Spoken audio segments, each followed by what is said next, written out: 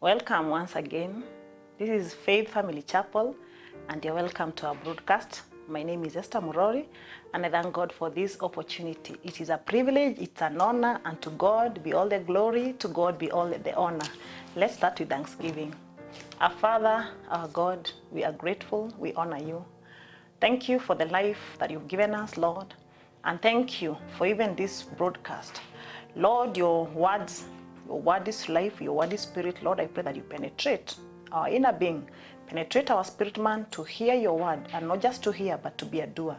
We thank you and we honor you because of these things that have been written in the word of God, that, Lord, we may know. Father God, may you teach us through what is already written, and also may you inspire us through the spoken word. We thank you and we honor you. In Jesus' name we pray and believe. Amen. So welcome, viewer, once again. Today our topic is free indeed. I'm free indeed. Hallelujah. Everyone that is born of God has freedom in Christ Jesus. And there are some people who have not given their lives to Christ because they fear they are not able to. So that fear is a slavery, is a form of slavery. They are slaves to fear. Fearing that if one gets born again, and maybe because of their lifestyle, they feel they cannot be able to live the life of salvation. But you're free indeed. Christ already paid for you. Christ has already set you free. All that he wants is you accepting the freedom. The freedom has already been purchased. So accept the freedom and you will realize how wonderful life in Christ is. Those who don't see the wonders of the life in Christ is because they're living a life of religion. They are living a life based on other people and not on God. If you live your life based on God, it is wonderful. It is great. Not only are we having this life in this earth, oh, it's wonderful.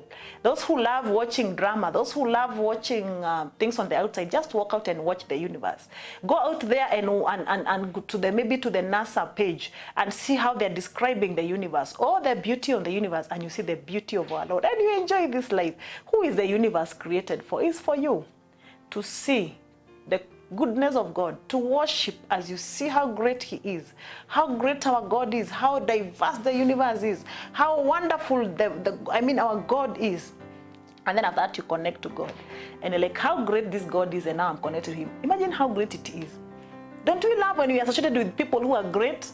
Don't we love it when you're associated with people who have some reputation? Who can doubt the reputation of God? Who can doubt the works of God?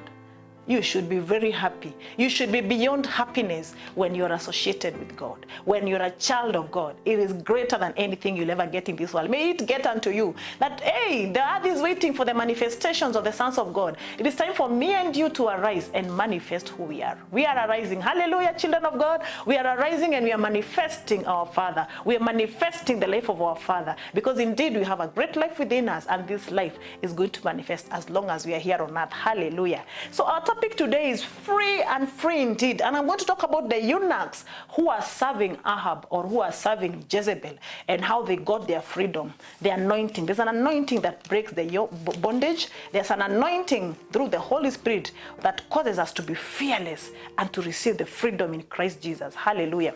1 Kings chapter 18 verse 17 to 46. I'll just read a few, then I'll summarize. 1 Kings chapter 18 from verse 17. And it came to pass, when Ahab saw Elijah, that Ahab said unto him, Art thou he that troubleth Israel? Ahab sees Elijah, and when he sees Elijah, he is seeing trouble. He's saying, you man of God, are you the one who is troubling Israel? Listen to what Elijah says.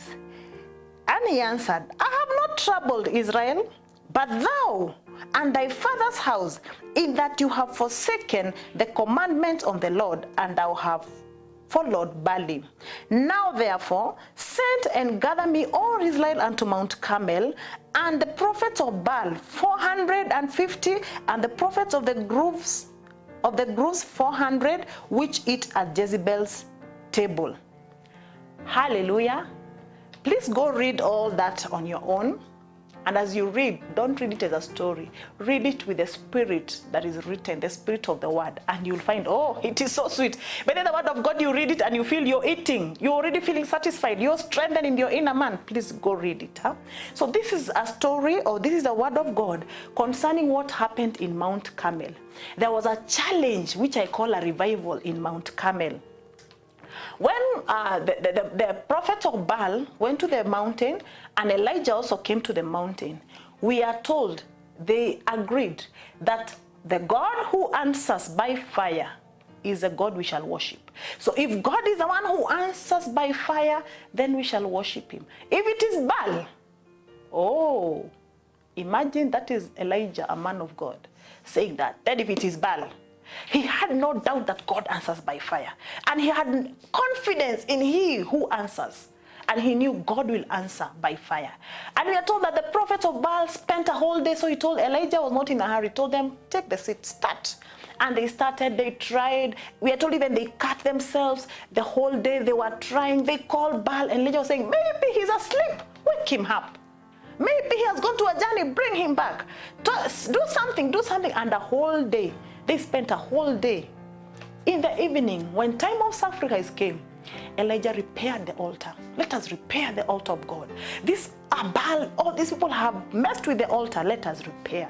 There's a repairing of the altar that the Lord is even doing currently. As he repaired the altar, he even said, so that you know it is God who answered, pour water, pour. They poured enough water to quench that ground, to quench everything. And when they put everything, including the sacrifice, there was water. So one could not have doubted that maybe somebody had put some fire under there, and now after some time, with the wind and all that, it's up the mountain, so the fire came up. They did not want to give any room for the enemy to say that it is anyone who did it. All glory unto God. What a revival. Elijah called upon the Lord. And God who answered by fire, he answered. And there was fire on the sacrifice. The word of God says that the fire consumed everything, including the water. Hallelujah. When God is working, he will consume, he will defire. Oh, hallelujah. And it was such a revival. I look at it, sometimes I read the word of God and I feel like I'm already part of it. Sometimes I feel like I was in that team and I'm there watching the revival. And after that we're saying, oh yeah, hallelujah. The Lord God who answered by fire, he is our God. We shall worship him. And there was a revival on Mount Carmel.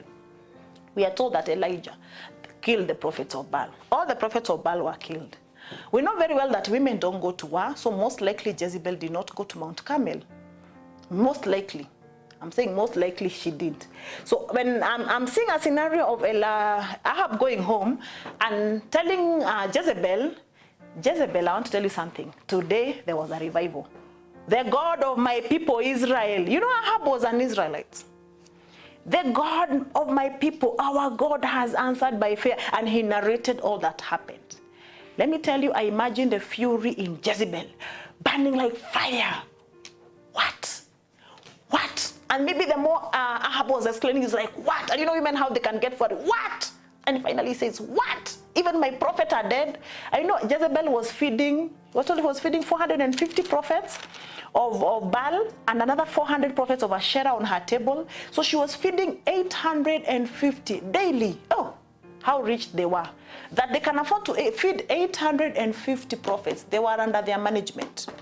Just them feeding prophet to prophesy for her, to speak divine things in the worldly, in the evil forces of darkness for her. Oh, going to an expense to protect that which is evil. And we very well know what happened. After that, Jezebel threatened the life of Elijah, and Elijah fled for his life. That is for another day. Today, I want us to see the scenario of what happened, the revival that took place. And you would have expected Ahab, after all that, you would have expected Ahab to go home and tell Jezebel, from today, I've made up my mind, I am following the God of Elijah. I have seen him answer by fire. I do not want those Baals. I have told today, your Baals, your Asherah, no longer in this house.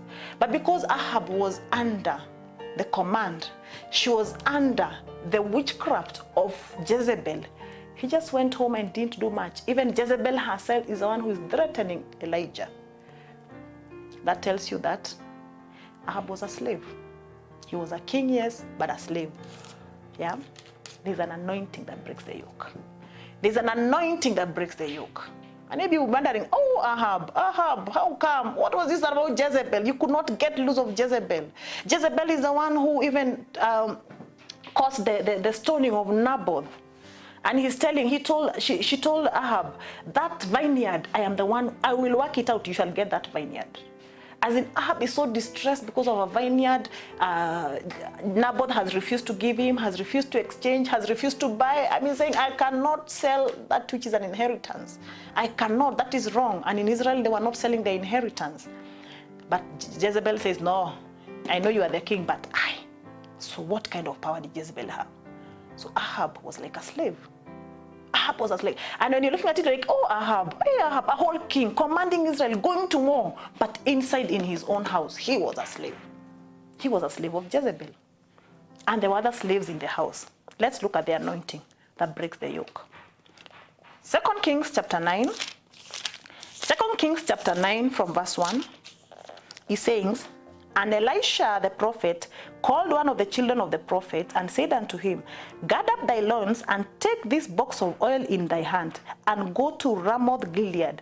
And thou, when comest thither, look out there Jehu, the son of Jehoshaphat, the son of Nimshi, and go in and make him arise from among his brethren and carry him to an inner chamber. Then take the box of oil and pour it on his head and say, thus says the Lord, I have anointed thee king over Israel. Then open the door and flee and tarry not. What an anointing. Hallelujah.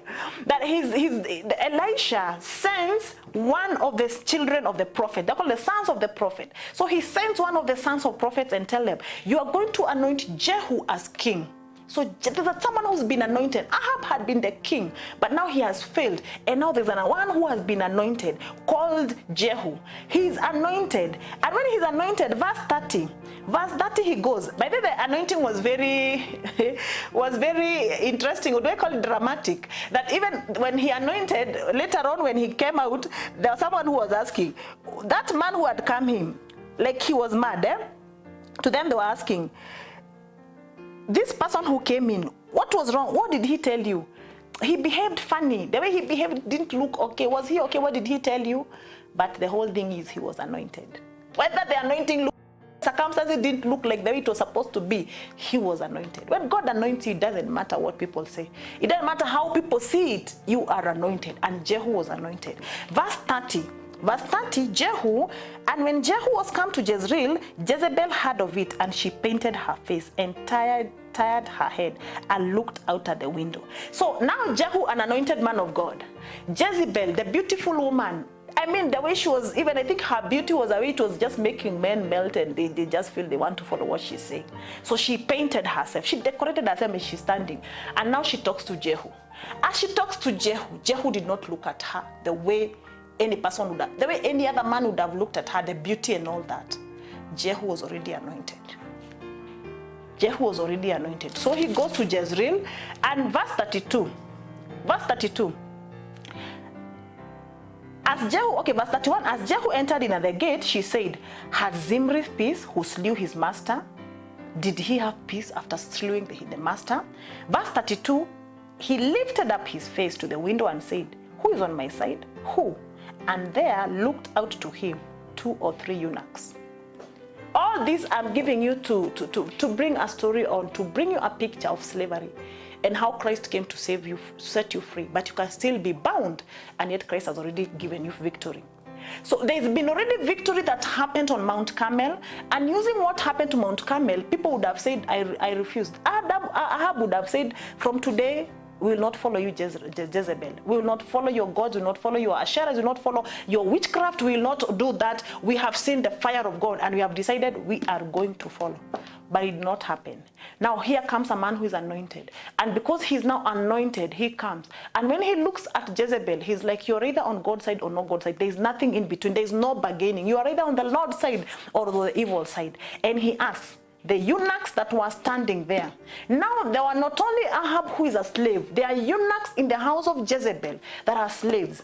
Let's look and see who are eunuchs. Number one, eunuchs were castrated. They could not bear fruit. They could not bear children. And spiritually, somebody can be there, a slave or another person, castrated spiritually, can never bear fruit, but every time appearing, serving, but there's no fruit in them. That's a sign of a eunuch. So they were stripped of their power, and then they were stigmatized. In the book of Leviticus, it was said that somebody who is castrated cannot even enter the presence of God, the house of God. They were not to bring their sacrifices. So they worked as servants. And you know, I think they found them easier to work with the women because already they did not have the feelings, so they would not do harm to the women. And so they felt it was better to have a man who is a eunuch working in the king's house. Do you know, at the end of the day, it was a slavery?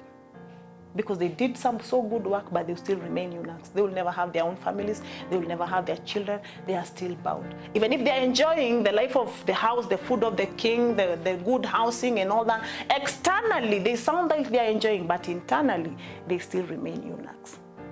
So these eunuchs are the ones that Jehu looked and asked them, who is on my side? The 2 eunuchs that were standing beside Jezebel had to make a decision. They have to decide now, we are either on Jezebel's side or we are on Jehu's side. And I'm so sure they remembered what happened in Mount Carmel. They remember the revival and how God answered by fire. And now they had to make a decision.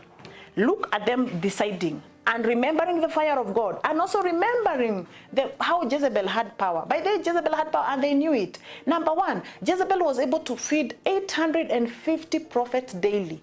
And they are her prophets, prophesying. Hey, right now if you have even 10 people just serving you and just prophesying for you and just, oh, how wonderful that can be. Now she has 850, her own prophets. She is the one who even killed the prophets of God. Even she had the guts that she had her own wicked powers and killed the prophets of God, as we are told in 1 Kings chapter 18 verse 4. We are also reminded how she helped Naboth, how she helped Ahab to take away Naboth's vineyard. So even these eunuchs knew Ahab had some control. I mean, Jezebel had some control on Ahab. So they knew even the king of Israel, Jezebel has her spell on him. That she says things and the king does. And now they had to make a decision. Yet it is true, Jezebel is powerful. Yet it's true, Jezebel is influential. And you know, Jezebel is a spirit, so influential, so holding on. So, I mean, like someone is almost not having a grip out of what they want. And the eunuchs had to make a decision. Who is on my side? Asked Jehu. You know what the eunuchs did? They are the ones who dropped Jezebel off. And we are told later on how Jezebel died. They dropped her off, and she fell down there, and her body was even eaten by dogs, such that by the time they're going to look at it, there were just some few bones left there. Imagine Jezebel, so powerful. Jezebel who controlled the king of Israel. Jezebel who controlled so much eunuchs. The people who would have not been taken to be the ones to do it. It is not Jehu who killed Jezebel, but Jehu was anointed. The anointing upon Jehu is the one that caused these eunuchs to be able to obey the word of God. And let me tell you, there is an anointing upon the word of God that will cause you, in that situation that you are, feeling like you're a slavery. Some people are a slavery to money. That because somebody is in a certain relationship because of money and is slavery, they cannot get saved. Because when they get saved, mimi ni mpango, how will I survive? That is slavery. Worse than these eunuchs. Yeah? The way that someone is living finds, how would I go on the Lord's side? That is slavery. Christ came to set you free. You need to arise just like these two eunuchs. They made up their mind that this time round, we are standing for the God of Israel. This time round, we are standing for God who answered by fire upon Mount Carmel. You know the works of God. You know what God has been doing. And even not that, in your heart, there is a seed of God telling you, without God, you are not full. And you know it. You have no doubt. When you sleep in your bed, you hear the voices of God. You hear the love of God in your heart. You feel something telling you there is something not complete in you. Why? You are a slave. Today, you can choose to get out of slavery. Today you can choose to get out of that slavery and accept Christ to be your Lord. And those things that you're feeling, but then you might be surprised. That thing that is holding you and you're thinking it's so great. When the yoke is broken, you realize it was far much greater. Oh, you had a lot of greatness minus that which is binding you. Isaiah chapter 61 verse 1. The Spirit of the Lord is upon me because the Lord has anointed me to preach good tidings unto the meek. He has sent me to bind up the brokenhearted, to proclaim liberty to the captives. Hallelujah. An opening of the prisons to them that are bound. My dear viewer, are you bound? How do you know that you're bound? When anything stands between you and God and you're not able to follow God wholly, you're not able to give your heart fully to God because of that thing, you're bound. Anything that cannot make you to go all the way with God, that is captivity. That is a prison, and you need to get out of that prison. You need sometimes it's acknowledging and saying, indeed, I've been living a lie. Indeed, I've been pretending and I want to come out clean. And you find your freedom. And now you can be yourself. You can be what Christ has called you to be. Freedom. The anointing. There's an anointing. Jesus Christ said, the Spirit of God is upon me, the words of Christ. And if you accept Christ in your heart, he comes with his anointing. He comes with the Spirit of God and he helps you to break those chains. Chains that have held you down. Chains that have made you feel that you're a victim of circumstances. Chains that have held you, you're an eunuch, not productive. You're there to serve the king. After all, life happens. Life happens. What do I do? Let life flow. My dear, it's not life flowing. It's the life of Christ working in you and helping you to live this life. When you just say, live liwalo, you're giving up, that is already captivity. Please come out of that prison. Make up your mind, like those eunuchs that made up their mind and said, this one has to go. And they're the ones who dropped. It took courage. I mean, this Jezebel that was untouchable. How would they, imagine the courage they had just to drop. And you know, God made it so easy. When you purpose and make up your mind, God will make things possible for you. And you'll cast that which has bound you. You'll cast that which has held you so much and has made you a captivity. And you find freedom. Imagine the freedom that Israel celebrated after realizing Jezebel, with all her sorceries, with all her witchcraft, with all her idol worship, that finally they are free from Jezebel. I'm so sure there were many others that were affected. They're rejoicing. Let me tell you, your freedom, other people rejoices. There are those that are bound by alcoholism. All the monies are going to alcoholism. That's a prisoner. That's a prisoner. Christ has come to set you free. Accept Christ and let Christ work in you. You know, there's some people who just want, first of all, I want to stop drinking so that I can accept Christ. Please, accept Christ. Let him work. Him in you work out whatever is affecting. That desire for alcoholism, that desire for whichever way you're wasting your money, you're wasting your time. Accept Christ and let Christ work in you. to break the chains of darkness, to break those chains. They're called invisible forces that are chains of darkness holding somebody down and making someone never to rise up. When they remember the mistake they did, they want to be somebody, but their chains pulling down. You've been called by God. You're a single mother. Because of the way you became a single mother, you're afraid of letting the word of God work in you. You're afraid of even serving God fully because you're thinking they will judge you, or you're a divorcee, or you are divorced. You are feeling they will judge you. That is a prison. Get out of that prison. Christ came to set you free. It's not your circumstance that determines what God is doing to you. It's how you hear the word of God and respond. The way you are, you come to God. Just the way you are, you come to God, and God works in you. Gets you out of the prison. Get out of the society prison. You need freedom. There is freedom in Christ Jesus. So Christ came to set us free, and the Bible says, he who the Son sets free, the Son sets free is free indeed. So if you accept Christ in your heart and let him work in your heart, remember, Christ is not an imagination. Christ is not our wondrous thought. Christ is the power of salvation in our lives. Himself is our light. Himself is our life. Do you know when you allow Christ in your life, you start feeling a new life in you?